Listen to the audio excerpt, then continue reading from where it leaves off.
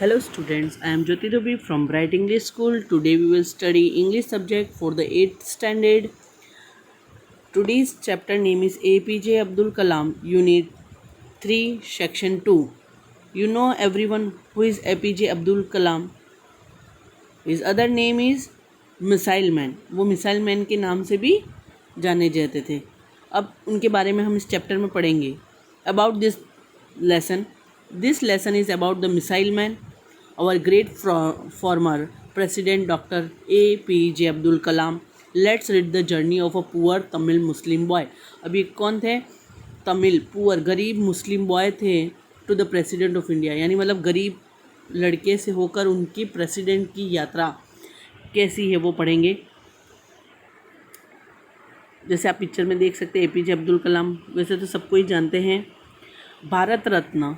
अब उनको क्या पद मिला था? ऑनर भारत रत्न उन्हें मिला था.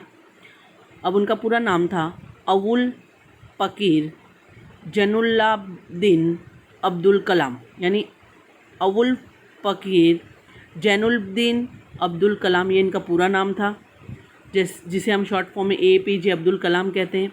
Generally known as doctor APJ Abdul Kalam and a missile man. was the 11th president of India. और ये कौन से प्रेसिडेंट बने थे? 11th. He was born in a poor Tamil Muslim family.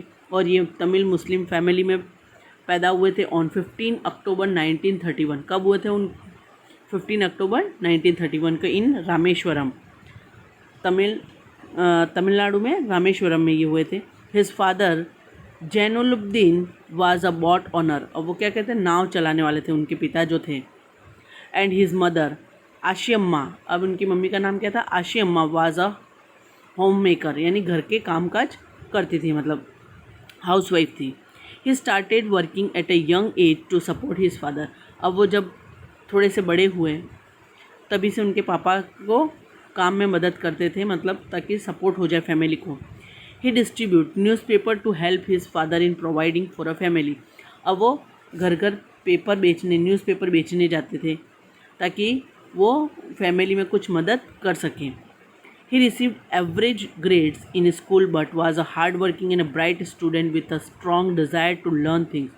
अब उनको एवरेज मार्क्स मिलते थे स्कूल में, लेकिन वो हार्ड वर्किंग मेहनती थे और ब्राइट स्टूडेंट, मतलब इन फ्यूचर कुछ करने वाले ऐसे थे.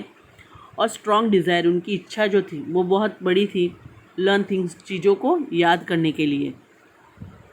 He was a bright young boy, एक चमकते हुए यंग बॉय थे. Blessed with a thrust for knowledge, और उनको आशीर्वाद मिला था कि जानना यानी ज्ञान प्राप्त करना. And was always eager to learn new things, और वो उनकी इच्छा होती थी हमेशा कि कुछ नई चीज़ें सीखें. He use to study for hours specially mathematics, और उनको सबसे ज़्यादा घंटों पढ़ना अच्छा लगता था, लेकिन सबसे ज़्यादा मैथमेटिक्स अच्छी लगती थी, maths. He completed schooling from Rameswaram elementary school. उन्होंने स्कूल कंप्लीट की कहाँ से? रामेश्वरम एलिमेंट्री स्कूल से उन्होंने स्कूल कंप्लीट की. In 1954 he graduate in physics from. अब उन्होंने 1954 में ग्रेजुएट हुए फिज़िक्स सब्जेक्ट से from saint Joseph college in Tiruchirappalli. अब उन्होंने सेंट जोसेफ कॉलेज था जो कहाँ था? तिरुचिरापल्ली में था. उन्होंने वहाँ से ग्रेजुएट किया फिज़िक्स में, which was then affiliated to the university of Madras. और बाद में ये यूनिवर्सिटी बन गई मद्रास की यूनिवर्सिटी में.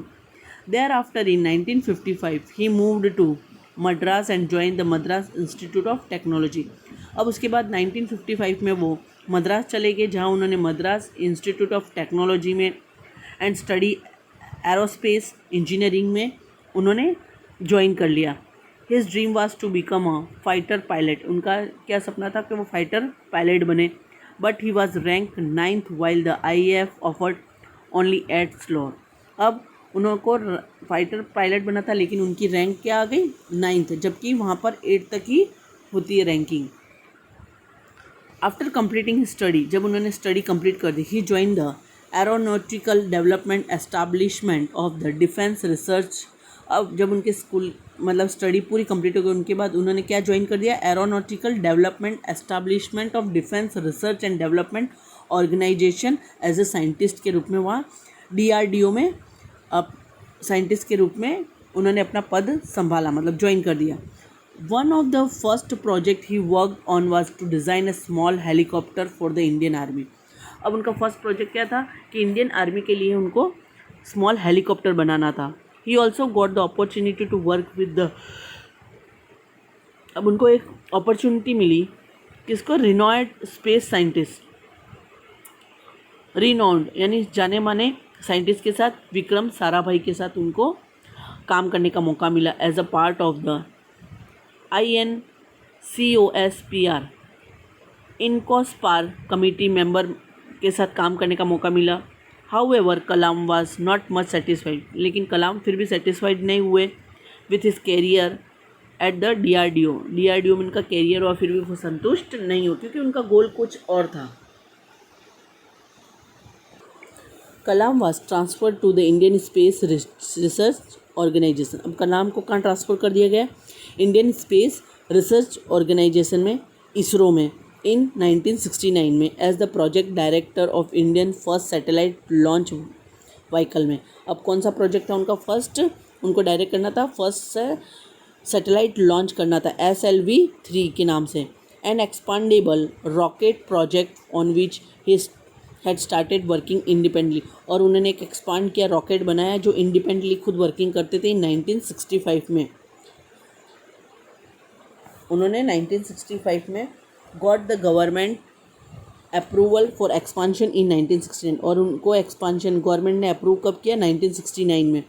Over the next several years, और उसके बाद बहुत सालों तक, he develop the polar satellite launch vehicle PSLV, उन्होंने बहुत साल तक क्या डेवलप किया, polar satellite launch vehicle and SLV-3 project both.